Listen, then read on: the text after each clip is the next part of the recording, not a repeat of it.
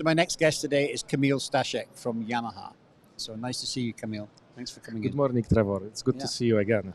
Yeah. So we've got a couple of new announcements here from the Yamaha stable this week. And let's start off with the printer. You've got a new printer platform that you're showing at the show. Can you tell us about it? Yes, indeed. This year we are bringing our new printer, YRP10E, entry-level printer, the successor for our famous YCP10. This is the first time that the customers can see this printer in Europe. Okay. However, we already sold some units. Okay. Parallel to exhibition, they are also. So when you say entry level, what do you mean by that? I mean, what have you done to make it entry level, and what features doesn't it have, or compared to the YS machine? So the YRP10 is a direct successor for the YCP10, so our YCP10, our compact printer. The entry level means the printer must be available in affordable price for the customers. The market can be divided into the 2-3 let's say the layers. So we have like entry-level machines, and we have also the high-end printers. But the YRP10E is a combination of both in the entry-level price. Okay. So we have a technology and features known from YRP10, our premium printer, now available in the entry-level model.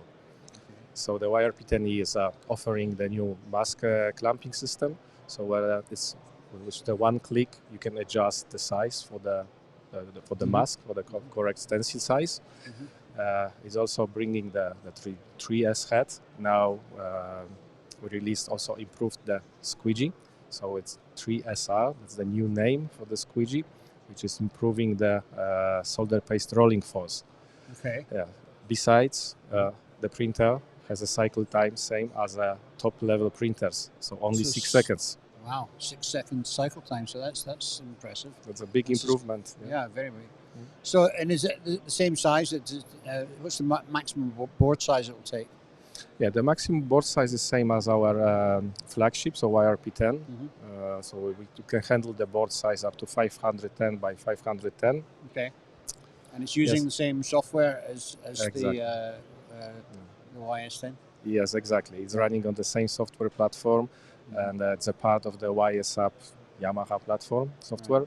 So the printer can be programmed offline and together with pick-and-place machines and other machines. And if the customer gets busy and needs to upgrade, then it's an easy upgrade path for him to do. Yep. Yeah. Okay. Excellent. So you've also got I believe, a new head for odd form components for your pick-and-place systems. So can you tell us a bit about that? Yes. This time also we are showing. Same as the printer, first time in Europe, the new odd shape head, LM head, which is exclusively available for the YRM20DL platform. And this head is dedicated to place the heavy component, the odd shape components, very large components, can handle the component up to 200 millimeters by 130, with the weight up to ½ kilogram. Right. There is also the force control on each spindle. Of up to 100 Newton. 100 newtons. Up to 100 Newton maximum force that we can apply to the components. So all press fit. Big heavy press fit components. Yes. Yeah. Yeah, that's actually also the direction when the automotive market is going. So we have a request for this odd shape assembly. Yeah. And this is our answer for the market needs. Same with the server boards. Interesting. Yes. Interesting. And then the final thing that you have got there, and I think you've got the actual machine here, but you've got your first autonomous machine on your booth, which is going to show a robot automatically reloading the pick and place machine. So yeah, that's something new. It hasn't been shown before in the Europe. Right. Yeah, let's say I would like to say the first time we displayed in Japan last year, in June, then again in the Internetcon Protect show, and this time it's the first time where European visitors, European customers can see this platform. It's still in the prototype phase. It's a kind of a concept machine, but this is the direction of the market. So how does it work?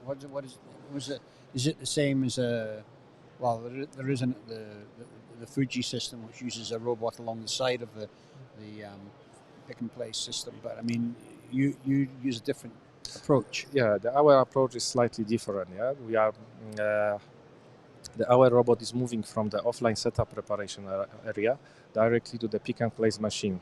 We can unload and load the feeders, the cassette feeders. So there is a special next generation tape feeders. So that's so AGVs are taking the feeder banks from the kitting area down and plugging them into the directly. It's picking the single feeders. Yeah, it can be loaded with up to 20, 21 feeders. Okay. That's the maximum amount that it can pick it up, and then it's transferring to the SMT line, to the pick and place machine, and then exchange the feeders. Wow. Okay. Well, I look forward to seeing that. So, I want to thank you for coming in and telling us about all of these three things today. Okay. Thank you, Trevor. It's always good to see you. Thank you.